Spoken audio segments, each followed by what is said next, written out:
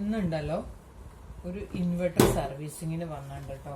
ഇതാണ് inverter, genus എന്ന് പറഞ്ഞ കമ്പനിയുടെ ഇൻവെർട്ടറാണ്. അപ്പോൾ ഇതിൽ പ്രശ്നം എന്താണ് പറഞ്ഞതെന്ന് വെച്ചാൽ ഇതിൽ ഇൻവെർട്ടർ ഓൺ ആവണില്ല. അപ്പോൾ ആ ഓൺ ആവണില്ല എന്ന് പറഞ്ഞാൽ ഞാൻ ആദ്യം ഒന്ന് ജസ്റ്റ് തുറന്ന് നോക്കി കേട്ടോ. അപ്പം ഇനി അത് ഇതിൽ ഞാൻ കുറച്ചൊക്കെ മോസ്ഫെറ്റ് ഇങ്ങനത്തെ സംഭവങ്ങളൊക്കെ നോക്കി, അതൊക്കെ ഓക്കെയാണ് കേട്ടോ. അപ്പോൾ റിജക്ഷൻ മീൻസ് മോസ്ഫെറ്റ് എന്നൊക്കെ പറഞ്ഞ കുറച്ച് സാധനങ്ങൾ ഇതിലുണ്ട്. അപ്പോൾ അതൊക്കെ നോക്കിയപ്പോൾ അത് ഓക്കെയാണ്. അതുകൊണ്ട് ഞാൻ പിന്നെ വേറെ ഇതൊക്കെ ജസ്റ്റ് ഒന്ന് ഇവിടുത്തെ സർക്യൂട്ട് വൈസ് ഓരോന്നൊക്കെ ചെക്ക് ചെയ്തു. അപ്പോൾ അത് ഓക്കെയാണ്, കുഴപ്പമൊന്നുമില്ല. ഇവിടെ ഷോർട്ട് എന്ന് പറഞ്ഞ സംഭവമൊന്നും ഇതിൻ്റെ ഉള്ളിൽ വരുന്നില്ല കേട്ടോ. അപ്പം ഞാനുണ്ടല്ലോ ജസ്റ്റ് അതൊക്കെ ഓക്കെ ആയതുകൊണ്ട് ഞാനൊന്ന് ഇത് ബാറ്ററി മോഡിൽ ഓൺ ചെയ്ത് നോക്കാണ് കേട്ടോ. ബാറ്ററിയിൽ അത് ഓൺ ആവണ്ടോ എന്ന് നോക്കാം.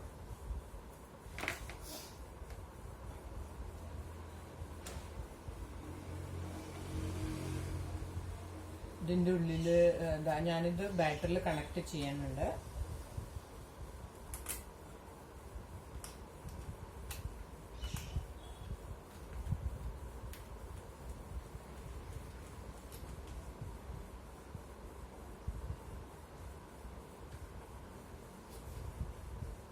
ഇനി അടുത്തത് നെഗറ്റീവ് വയർ ഞാൻ ഇവിടെ കണക്ട് ചെയ്യണു. നെഗറ്റീവ് വയർ ബാറ്ററിയുടെ നെഗറ്റീവിൽ കണക്ട് ചെയ്യണം കേട്ടോ. അപ്പോൾ അത് ഓൺ ആവണില്ല. ഇത് നിങ്ങളിവിടെ ഞാൻ ഇത് സ്വിച്ച് ഓൺ ചെയ്യുമ്പോൾ കണ്ടോ, ഒന്നും അതിന് എഫക്റ്റ് ആവണില്ല. സ്വിച്ച് ഓൺ ചെയ്താലും ഇല്ലെങ്കിലും ഒന്നും ഇതാവില്ല. അപ്പം ഇതിൻ്റെ കംപ്ലൈൻറ്റ് ഇന്ന് ഇതാണ്, ഇൻവെർട്ടർ ഓൺ ആവണില്ല എന്ന്. അപ്പം ഞാൻ ജസ്റ്റ് ഇതിലത്തെ ഇതൊക്കെ നോക്കി, അപ്പം അത് ഒക്കെ ഓക്കെ ആണ് കേട്ടോ. അതായത് ഇതിൻ്റെ അകത്ത് മെറ്റീരിയൽ ഓരോന്നുണ്ട്. പിന്നെ ഞാനൊന്ന് ഇവിടേക്ക് ഒന്ന് നോക്കട്ടെ. അപ്പോൾ ഇതിൻ്റെ പുറകിലുണ്ടല്ലോ, ഈ ഇൻവെർട്ടറിൻ്റെ പുറകിലുണ്ടല്ലോ, ഇത് ഫ്യൂസാണ് കേട്ടോ, രണ്ടെണ്ണം. അപ്പം ഞാൻ ആ ഫ്യൂസ് ഒന്ന് ചെക്ക് ചെയ്ത് നോക്കുകയാണ്. ഫ്യൂസ് റിജക്ഷൻ ആയി കഴിഞ്ഞാൽ അത് ഓൺ ആവില്ല. അപ്പോൾ ഒന്ന് ചെക്ക് ചെയ്ത് നോക്കാം ഫ്യൂസ് ഓക്കെ ആണോ അല്ലേന്ന്. ഇത് മീറ്റർ കാണാൻ പറ്റുന്നുണ്ടോ അറിയില്ല.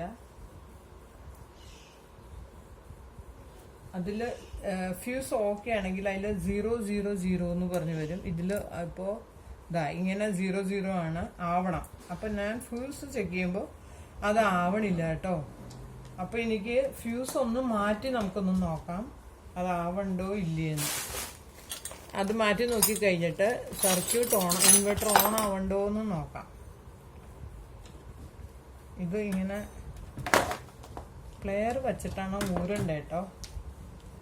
ഞാനിപ്പോൾ നോക്കണത് വേറെ നമുക്കൊരു ഫ്യൂസ് ഇട്ട് നോക്കാം. ഇത് 40 ആംപിയറിൻ്റെ DC ഫ്യൂസ് എന്നാണ് പറയുന്നത് കേട്ടോ. അപ്പോൾ നമുക്ക് വേറെ ഒരു ഫ്യൂസ് ഇട്ട് നോക്കാം.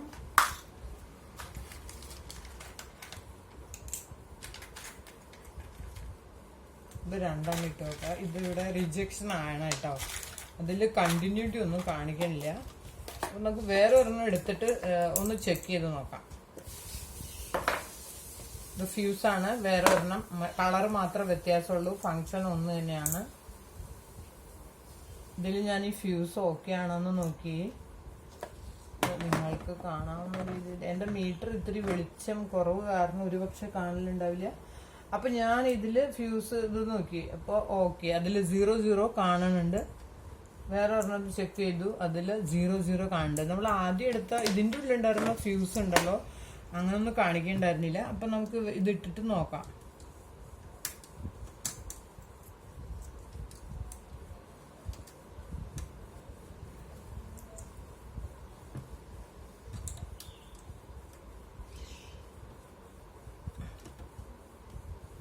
ഓക്കെ, ഇപ്പം നമ്മൾ ഫ്യൂസ് ഇട്ടു കേട്ടോ.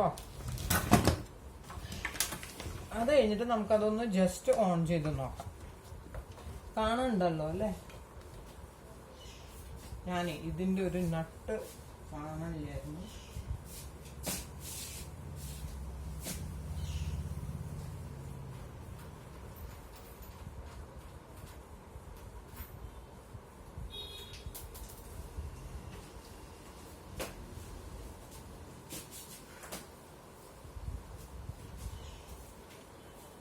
അപ്പം ഞാൻ ആദ്യം ഒരെണ്ണം ടച്ച് ചെയ്ത് നോക്കിയപ്പോൾ നമ്മളിപ്പോൾ തന്നെ ഒരെണ്ണം ടച്ച് ചെയ്യണ്ടായിരുന്നില്ലേ, ആ കണ്ടോ ഇപ്പോൾ ഒരു സ്പാർക്കിംഗ് വരുന്നുണ്ട്. അപ്പോൾ ആ ഫ്യൂസ് ഇതുണ്ടോ ഒരൊച്ച.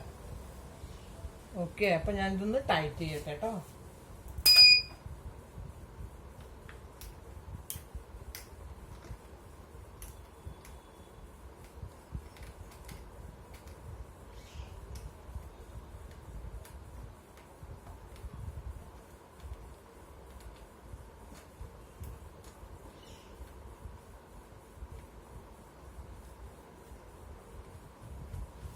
പിന്നെ നമ്മൾ ബാറ്ററിയുടെ കണക്ഷനൊക്കെ കൊടുക്കുമ്പോൾ നല്ലപോലെ ടൈറ്റ് ആക്കിയിരിക്കണം. അല്ലെങ്കിൽ സർക്യൂട്ടിൽ, അതായത് നമ്മൾ ലോഡ് ഫാനിൻ്റെ കണക്ഷനൊക്കെ കൊടുക്കുമ്പോൾ അതിൽ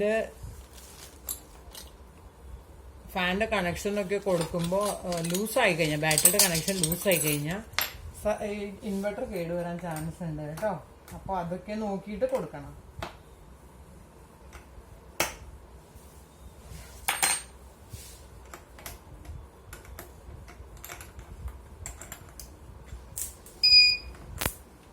ടൈറ്റ് അല്ലെങ്കിൽ ഇങ്ങനെ സ്പാർക്കിംഗ് വന്നുകൊണ്ടിരിക്കും.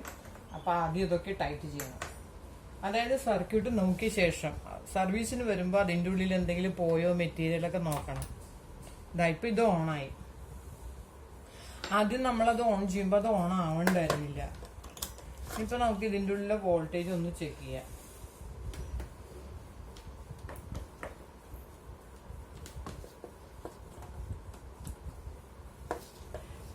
ഇപ്പോൾ ഔട്ട്പുട്ടിൽ വോൾട്ടേജ് വന്നു കേട്ടോ. ഇതിൻ്റെ ഉള്ളിൽ 225. ഇതാണ് ഇൻവെർട്ടറിൻ്റെ ഔട്ട്പുട്ട്. ഇനി നമ്മൾക്ക് ഇതൊന്ന് മെയിൻസിൽ കണക്ട് ചെയ്യാം.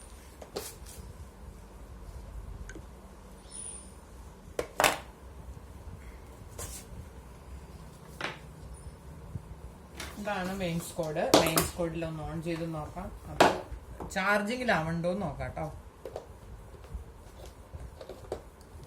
അപ്പം മെയിൻസിൽ കൊടുത്തു. 2 ഇൻഡിക്കേഷൻ, ഇത് പോകണം, വേറെ 2 ഇൻഡിക്കേഷൻ വരണം. ഇത് UPS ഓൺ ഇൻഡിക്കേഷൻ ആണ് കേട്ടോ.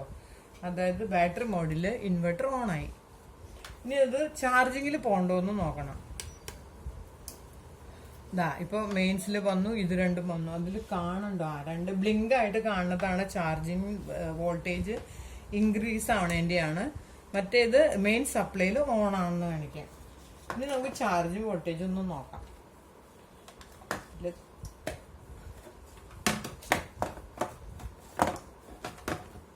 ചാർജ് വോൾട്ടേജ് നോക്കണതാണ് കേട്ടോ.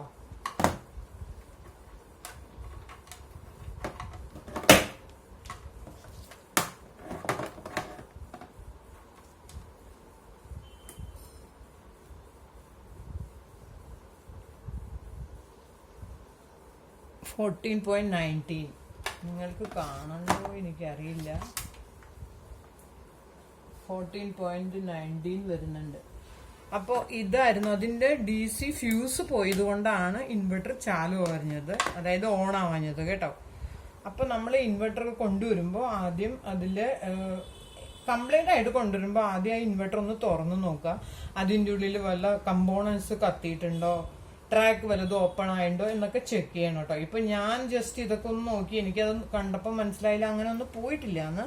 അതുകൊണ്ടാണ് ജസ്റ്റ് നോക്കിയിട്ട് പുറകിലത്തെ ഫ്യൂസ് നോക്കിയത്. ഓക്കെ, അപ്പോൾ നിങ്ങൾ അവിടെ കൊണ്ടുവരുമ്പോൾ ഒന്ന് നോക്കുക.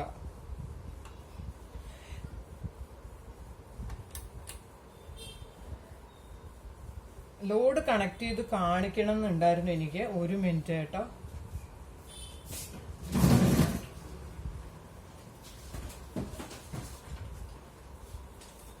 ഞാനുണ്ടല്ലോ ഇവിടെ ലോഡ് ബൾബൊക്കെ ടെസ്റ്റ് ചെയ്യാൻ വേണ്ടി ഒരു ഇത് വെച്ചിട്ടുണ്ട്. അപ്പോൾ ഞാൻ ഇതൊന്ന് കാണിച്ചു തരാം, ഇൻവെർട്ടർ ലോഡ് എടുക്കണ്ടോന്ന്. ഓക്കെ,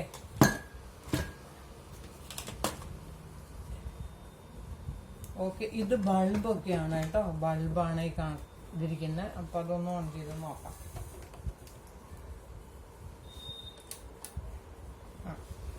ബൾബ് ഓണായി, കാണാൻ പറ്റുന്നുണ്ടെന്ന് വിചാരിക്കുന്നു കേട്ടോ. ഓക്കെ, ഇപ്പോൾ ഒരു ഇതിൽ ആ ബൾബ് ഓണായി.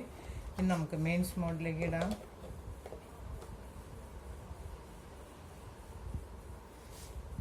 ഇപ്പം ഞാനത് മെയിൻസിലിട്ടു. സൈൻ വേവ് ആയിരുന്നു, ജസ്റ്റ് 2 സെക്കൻഡ് എടുക്കാതെ ഇതിലേക്ക് കൺവേർട്ട് ആവാൻ വേണ്ടിയിട്ട്. ഇപ്പം മെയിൻസ് ഓണിൽ വന്നു. ഇനി അത് റിലേ ഓൺ ആകുമ്പോൾ ഇത് ഇപ്പോൾ മെയിൻ സപ്ലൈയിൽ ഇൻവെർട്ടർ ചാലുവാണ് കേട്ടോ. ആ ഇൻഡിക്കേഷൻ കാരണം നിങ്ങൾക്ക് ശരിക്കും ഇൻഡിക്കേഷൻ കാണാൻ പറ്റില്ല. ഇപ്പം ഇതിൻ്റെ ഇൻഡിക്കേഷൻ കാണണ്ടല്ലോ. ഓക്കെ, അപ്പോൾ നമ്മുടെ ഇൻവെർട്ടറിൻ്റെ പ്രോബ്ലം എന്തായിരുന്നു വെച്ചാൽ അതിൻ്റെ ഫ്യൂസ് പോയിട്ടുണ്ടായിരുന്നു. എനിക്ക് ശരിക്കും സൗണ്ട് നിങ്ങൾക്ക് കേൾക്കാൻ പറ്റുന്നുണ്ടോ എന്ന് എനിക്കറിയില്ല. ഇതായിരുന്നു കേട്ടോ ഇൻവെർട്ടറിൻ്റെ ഇന്നത്തെ കംപ്ലൈൻറ്റ്, അതായിരുന്നു ഫ്യൂസ് പോയിരുന്നു. അപ്പോൾ ഫ്യൂസ് എങ്ങനെയാണ് ചെക്ക് ചെയ്യണമെന്ന് ഞാൻ ഒന്ന് കാണിച്ചു തന്നിട്ടുണ്ടായിരുന്നു. ओके, आज जो इन्वर्टर कंप्लेंट आया वो उसका फ्यूज खराब था. थोड़ा थोड़ा मैंने बताया, आप लोगों को समझ में आया होगा. एक्शन किया ही था. फ्यूज डीसी फ्यूज दोनों खराब हो गया था. वही इन्वर्टर का कंप्लेंट है. तो जो फ्यूज खराब हो गया मैंने निकाल दिया, फिर नया लगाइए, इन्वर्टर चालू किया. तो अभी वो मेन सप्लाई में है. चार्जिंग सेक्शन इसमें चालू है. ठीक है, 2 इंडिकेशन आ रहे हैं. अभी मैंने मेंस निकालू तो 1 इंडिकेशन आ रहा है. मतलब इन्वर्टर का कंप्लेंट यही था, फ्यूज खराब हो गए थे. ये 2 फ्यूज है वो खराब हो गए थे. मैंने दूसरा इसका बैक साइड में दूसरा लगाइए.